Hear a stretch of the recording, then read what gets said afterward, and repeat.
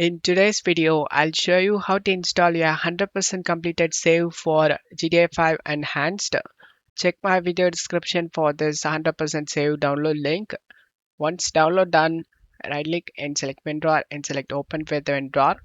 And now go to this PC, C drive, users, public documents, social club, this folder, GTA 5 Enhanced, random numbers, and this is a game progress.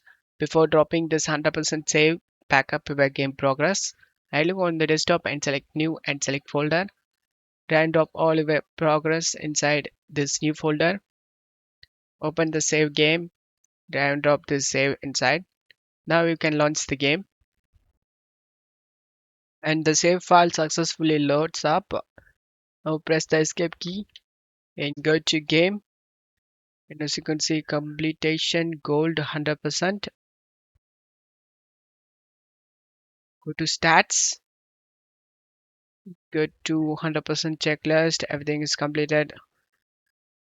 And I hope this video helped you. If the video helped you, don't forget to leave a like and subscribe. Thank you.